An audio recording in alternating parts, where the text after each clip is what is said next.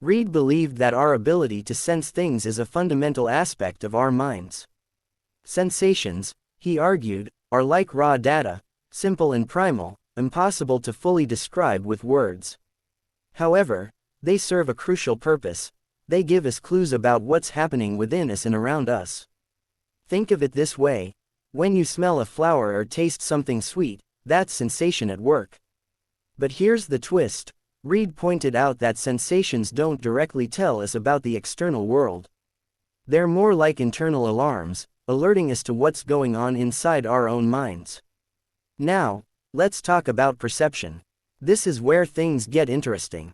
While sensations are like whispers, perceptions are like stories. They help us understand the world outside ourselves. When you see a flower or touch something, that's perception. It's your mind reaching out and making sense of what's out there. Reid was ahead of his time in distinguishing between sensation and perception. He said that sensation doesn't really have an object outside of itself, it's more about how we feel internally. Perception, on the other hand, connects us to the real world. But here's where it gets a bit tricky. Reid suggested that sensations might not really have objects at all.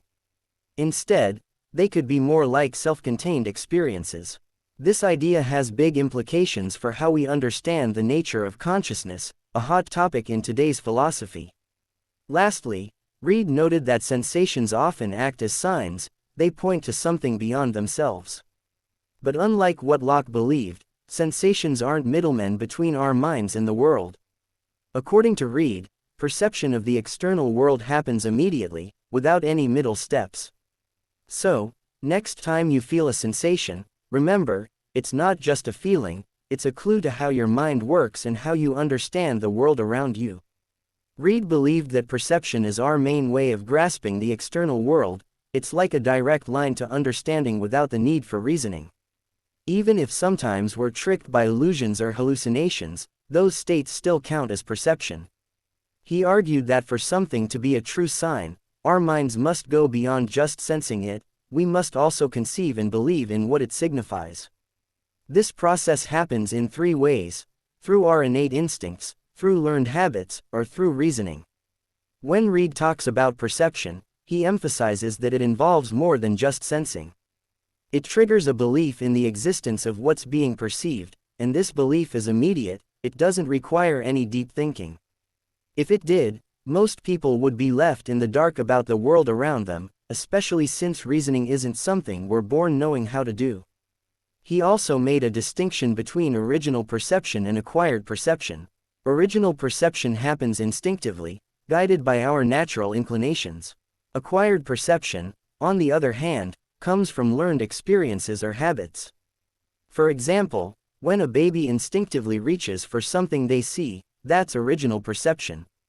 But when someone learns to recognize patterns or interpret signs through experience, that's acquired perception. Understanding this distinction helps us see how our minds interact with the world in different ways, sometimes instinctively, and sometimes based on what we've learned. Reid believed that only the senses of touch and vision provide beings with original perceptions. This distinction stems from his view on the primary and secondary qualities of objects. Primary qualities, like shape and solidity, are directly perceived and understood by our senses. For example, when we touch something and feel its hardness, our perception directly informs us about the object's primary qualities. On the other hand, secondary qualities, such as color, smell, and taste, are more elusive. Our senses only inform us about how these qualities affect us. They give us sensations but don't provide a direct understanding of the qualities themselves. For instance, when we see the color red, our perception tells us how it appears to us, but not necessarily what it truly is. Despite this distinction, Reid argued that color, a secondary quality, can still be originally perceived. This challenges the idea that only primary qualities can be directly perceived. So, while the distinction between primary and secondary qualities helps us understand perception to some extent, it doesn't neatly align with the distinction between original and acquired perception. Essentially, Reid's view suggests that our senses can provide us with direct knowledge of certain qualities of objects, but not others. And while this distinction helps clarify his perspective on perception, it doesn't perfectly align with traditional understandings of primary and secondary qualities. Acquired perception, according to Reid, is all about learning and experience. It's the ability to recognize and understand things based on associations we've learned over time, rather than instinctively. Unlike original perception, which doesn't require any prior experience, acquired perception relies on our ability to connect signs with their meanings through experience. For example, while we instinctively perceive the hardness of an object when we touch it, we need to learn that certain visual cues, like variations in color, indicate depth or shape. Some scholars debate whether acquired perception involves reasoning. Some argue that any inference or reasoning would disqualify it as true perception, according to Reid's definition. Others, however, suggest that acquired perception is still fundamentally perceptual. It's about becoming more sensitive to properties that weren't initially perceived. Reid himself explained that acquired perception isn't a conscious decision or something we actively choose to develop. Instead, it builds upon our innate abilities to sense and perceive things in nature. Once we've learned the associations between signs and their meanings through experience, they become automatic, much like original perceptions. While original perceptions are innate and based solely on our natural instincts, acquired perceptions are more numerous and arise from a combination of nature and experience. They expand our understanding of the world by allowing us to perceive things beyond our immediate senses. In essence, acquired perception adds layers to our perception, enriching our understanding of the world based on what we've learned through experience. Reid's view on memory contrasts with Locke and Hume's storehouse model, which treats memory as a repository for ideas that can be revived when needed. Reid argues that memory isn't about reviving past ideas but about having immediate knowledge of past events. According to Reid, memory operates similarly to perception, involving a mind, a faculty, and an external object, the past event. Just as perception gives immediate access to the present, memory gives immediate access to the past. Reid criticizes Locke and Hume for suggesting that consciousness can extend to the past and for linking personal identity solely to memory. He argues that this leads to absurd consequences, as illustrated by the case of the brave officer, which challenges the notion that memory alone defines personal identity. Reid's theory of personal identity is deflationary. He sees identity as a primitive notion that doesn't require memory.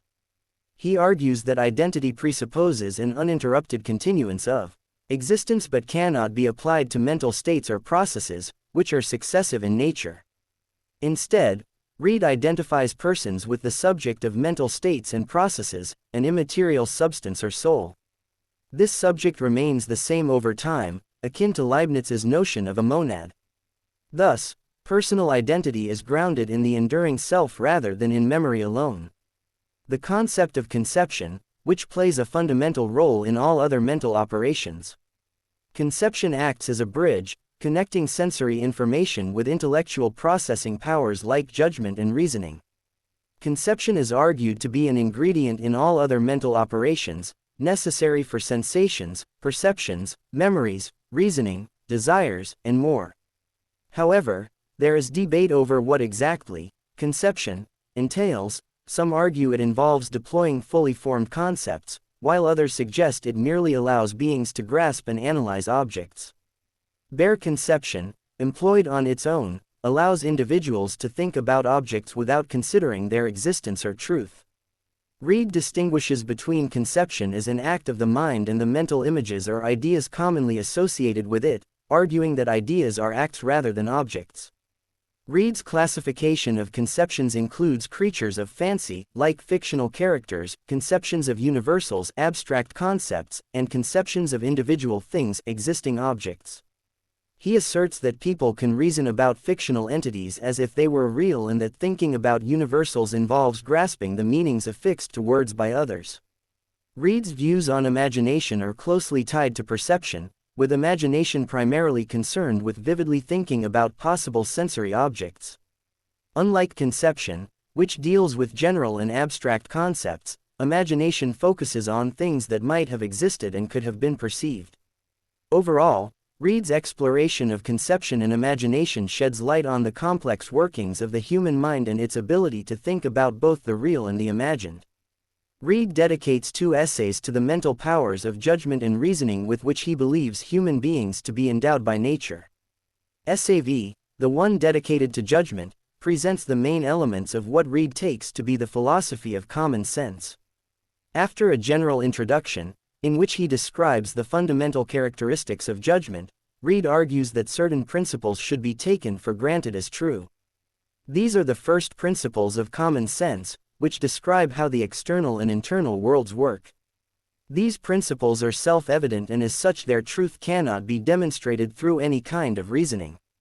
In the following essay, dedicated to reasoning, Reid argues that it is the purview of this faculty to produce judgments, or to combine and analyze them, in 2 main ways, deductively or probably.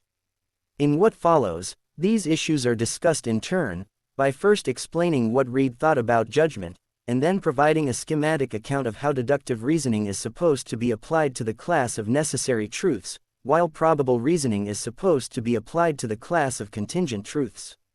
Reid talks about judging in terms of offering mental assent or dissent to the issues represented by any particular judgment. Reid thinks that if human beings were not endowed with such an operation, they would not be able to reason abstractly.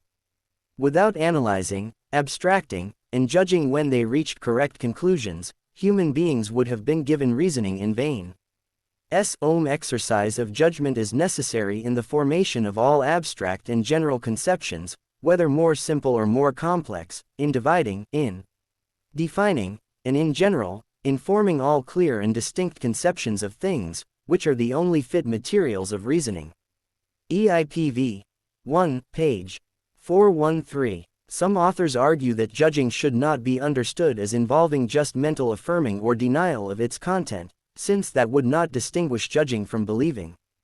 Although Reid's official characterization of judgment is meant to clarify how this mental operation accompanies all others, belief already implies a mental assent, dissent given to its content. In the picture Reid is putting forward, there seems to be no way to explain why somebody would assent, dissent, to something without that person's already having a belief that it is true or false. Judgment, therefore, seems to presuppose belief.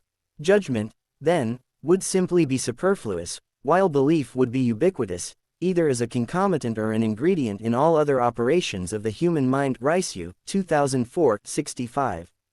This, however, contradicts Reid's official characterization of judgment. A man who feels pain judges and believes that he is really pained. The man who perceives an object believes that it exists, and is what he distinctly perceives it to be, nor is it in his power to avoid such judgment. And the like may be said of memory, and of consciousness. Whether judgment ought to be called a necessary concomitant of these operations, or rather a part or ingredient of them, I do not dispute. But it is certain that all of them are accompanied with a determination that something is true or false, and a consequent belief. If this determination be not judgment, it is an operation that has got no name, for it is not simple apprehension, neither is it reasoning, it is a mental affirmation or negation. It may be expressed by a proposition affirmative or negative, and it is accompanied with the firmest belief. EIPV 1, page 409. To save Reid from this inconsistency, some have argued that the distinctive character of judgment emerges not from his official characterization of this mental operation, but rather from his comparing it to an external, real-life tribunal. This analogy is not perfect, and per Reid's instructions EIPI 4, page 55, people should not be lulled into a sense of confidence that they really know what they are talking about when they invoke analogous thinking, especially with regard to analogies concerning the body, or all things external, and mind, or all things internal. However, people are entitled to use the same name, judgment, to refer to both the process that results in an assenting-dissenting opinion in a court of law, and to the one that results in an assenting-dissenting belief in the internal tribunal, in virtue of the process involving reasoned reflection and deliberation. The fundamental characteristic of judgment in Reid's system is its deliberative, reflective character, and not its relation to assent or dissent, which is, in turn, reserved for belief. Ricew, 2004, 67. Reid argues that sense and judgment are intrinsically related, such that sense always implies judgment. A man of sense is a man of judgment, EIPV. 2, page 424. He believes this to hold true both for what he calls the external senses, for instance, touch, taste, sight, and for the so-called internal senses, for instance, moral sense and internal taste. Since Reid believes mistakenly, as it was discussed above, that judgment is the operation of the mind that helps people determine, concerning anything that might be expressed by a proposition, whether it be true or false, and since he talks about common sense in the essay dedicated to illuminating the nature of judgment, it should be obvious that he thinks that common sense is a specialized kind of judgment, understood as a faculty of the human mind. 2. Reid thinks that common sense is that minimal degree of understanding that every adult human being possesses, or should possess, such that he can function well in this world. Common sense is concerned only with propositions that express self-evident truths, or falsehoods. Judgment, more generally, is concerned with propositions that express any other kinds of truths or falsehoods. Reid believes that self-evident principles are at the foundation of any kind of knowledge, and that common sense is the mental operation that discovers such principles for human beings. All knowledge, and all science, must be built upon principles that are self-evident, and of such principles, every man who has common sense is a competent judge, when he conceives them distinctly. Hence it is, that disputes often terminate in an appeal to common sense. EIPV. 2, page 426. This suggests that Reid thinks that human beings are all endowed with a mental operation, common sense, that is meant to discover the first principles upon which any kind of science is built. These first principles, when considered distinctly, namely in isolation from anything else, will be immediately found to be true, just as anything parading as a first principle, when considered distinctly, will be found to be false. No one undergoes a complicated reasoning procedure to discover the truth or falsehood of such principles. Everyone just knows this, because, in being self-evident, these principles wear their truths conspicuously.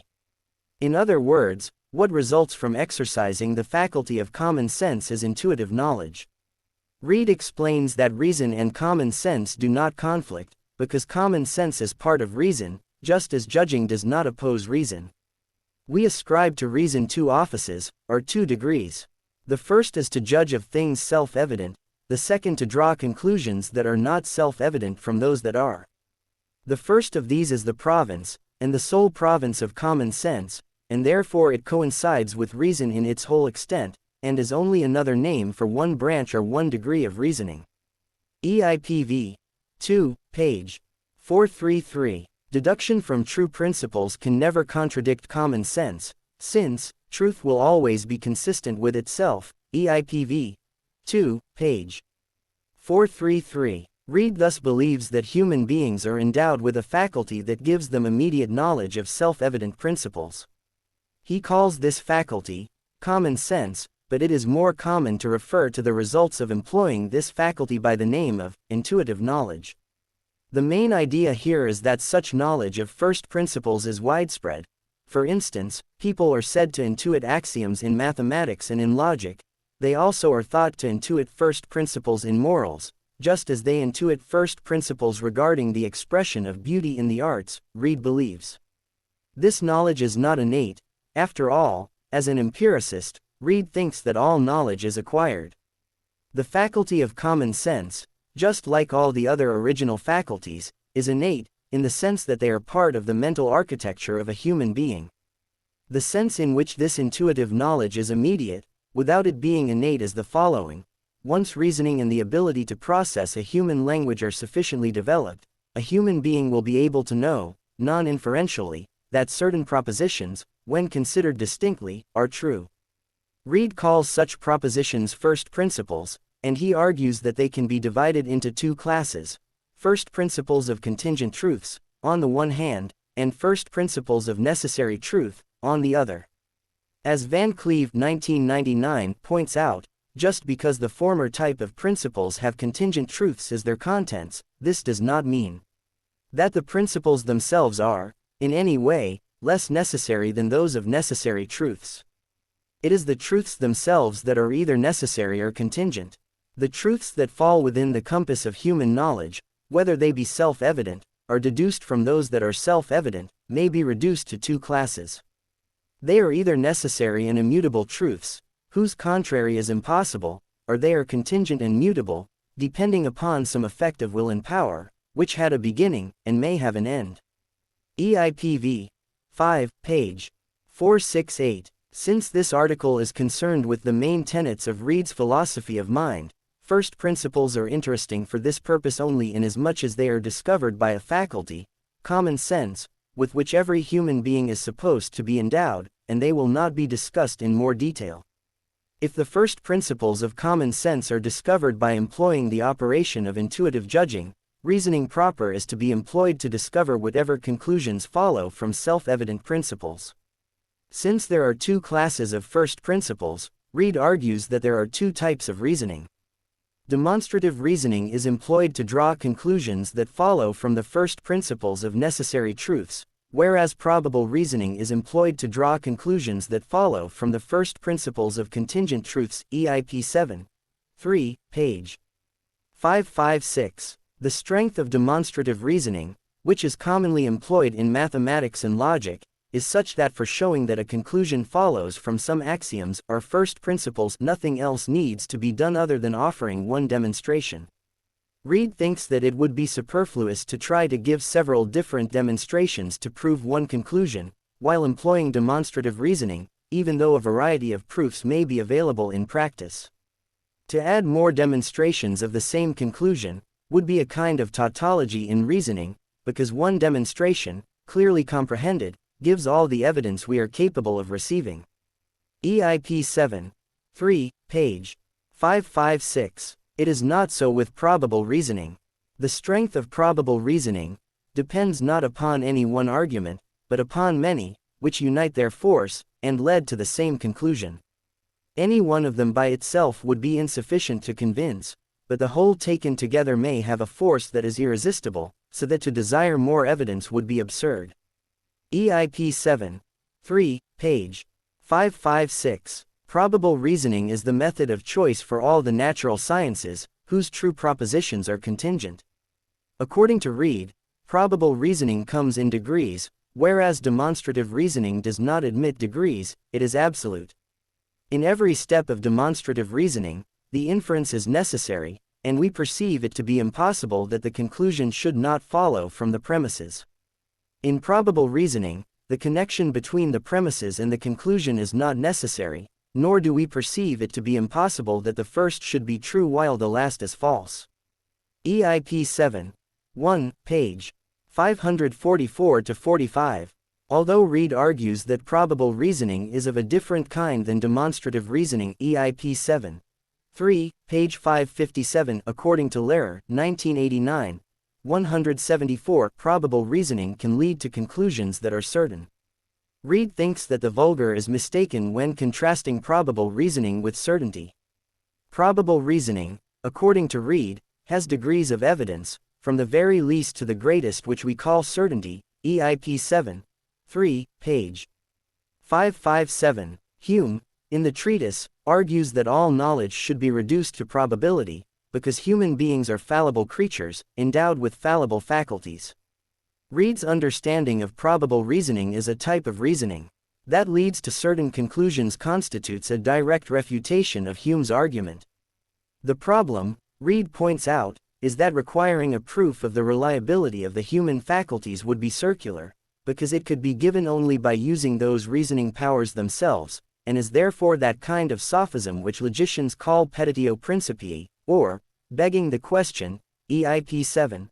4, page 571. Hume writes that, N. Atter, by an absolute and uncontrollable necessity, has determined us to judge, as to breathe and feel. Hume, Treatise IIV.1, page 183. Reid agrees with Hume in part. Probable reasoning concerning cause and effect, for instance, is the result of an innate principle of human constitution. Such a principle is known to be true, by intuition, and by exercising the faculty of common sense. But Reid also disagrees with Hume, and points out that probable reasoning concerning cause and effect is not merely a matter of custom.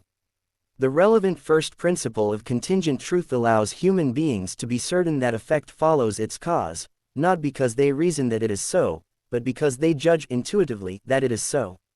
Reid considers the principles of the so-called internal taste in Essay 8, the last of the EIP. Contemporary philosophy of mind is mostly silent concerning the way human beings interact and appreciate works of art. The widespread belief seems to be that such issues belong to value theory rather than to the philosophy of mind proper. Reid, however, is part of a different tradition, which sought to explain the interest humans have in art and its artifacts, and consequently the interactions humans seek with said artifacts, starting by observing human psychology. As such, he, just like some of his predecessors, for example, Hume, Hutcheson, and Shaftesbury, thinks that adult human beings are endowed with a special faculty, taste, which is supposed to help them appreciate beautiful or aesthetically relevant things, and disapprove those that are found to be lacking the sought-after qualities. Reid is thus mostly describing and analyzing the aesthetic experience, rather than addressing issues that are relevant from the point of view of the philosophy of art. In the course of doing this, however, he is interested in questions pertaining to art and artworks. Reid has an expression theory of art, in that he is interested in how art can express emotion, or, better still, how artists can and do express emotions through an artistic medium. If art is a sort of language, the faculty of taste, as applied to the aesthetic qualities of artworks, is the way to be made privy to this language. By employing this faculty, human beings become sensitive to the signs and decode their meaning. However, this is not the only way people employ their internal sense. By using this faculty they also become sensitive to the aesthetic qualities of the world. Reid's idea is that just like a painter is expressing an emotion in his works, God is expressing certain emotions in his works. One cannot gain complete knowledge of the external world, in this picture, unless one understands and appreciates the beauty of the world. This name indicates that the faculty itself is of the same kin as the other type of taste, but in what sense is it internal? To better understand this, consider the distinction that Reid draws between things internal and things external to the mind at the beginning of the EIP. When we speak of things in the mind, we understand by this, things of which the mind is the subject. Excepting the mind itself, and things in the mind, all other things are said to be external. EIPI 1, page 22. This distinction is as elucidating as it is confusing. Since both types of taste are operations of the mind, they both are, in a sense, internal. However, Reid's idea is that the external taste is supposed to help those beings that have it register information about certain pleasing and displeasing qualities of food and drink. The objects that can be food and drink are external to the mind. They are physical things to be found in the world. So, by analogy, it should probably be thought that the internal taste is supposed to help those beings that are endowed with it register information about certain pleasing and displeasing qualities of internal objects, namely, minds and their qualities. Reid does not argue that other minds can be directly perceived, but he takes it to be a first principle of common sense that other minds exist, the eighth first principle of contingent truths, EIPV 5, page 482 to 483, and that people learn of their existence by correctly deciphering certain signs.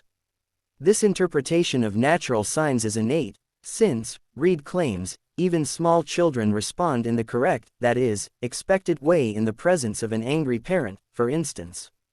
In this picture, the internal sense of taste is meant to discern the quality of excellence that other minds possess, in addition to enhancing the knowledge people have of the existence of life and intelligence in our fellow men. To do so, however, the internal taste orients itself to material objects, since it cannot directly interact with other minds, and identifies that which is beautiful, in nature and in the fine arts. EIP 8. 1, page 573. Putting everything together, here is the picture that emerges.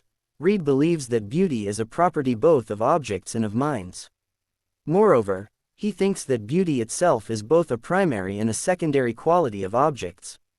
Reid's claim that beauty is a real property of objects directly opposes the idea that beauty is just a feeling in an agent's mind, advanced by Hume and Hutcheson. As in morals, in the domain of aesthetic value, Reid is an objectivist, at least, according to Benbaji, 1999. The aesthetic or internal taste has the dual role of discovering what material objects are beautiful, and, indirectly, what minds, which created those beautiful objects, are inherently beautiful. Beauty, in this picture, is not a feeling in one's mind, but something external to one's mind. The internal taste is used to reach aesthetic judgments by evaluating material objects, which express the mental attributes of the artist. Without excellence in the mind, no product of that mind can be perceived as beautiful. Beauty is thus a property of the artist's mind, and is displayed by the artifacts he creates only in a derivative sense. The internal taste functions very much like perception of external objects. Certain signs of aesthetic qualities function to trigger a conception and belief in the existence of the aesthetic quality in question. The internal taste is thus assimilated to the external sense of taste, since both senses are supposed to contribute to the perception of specific qualities of objects.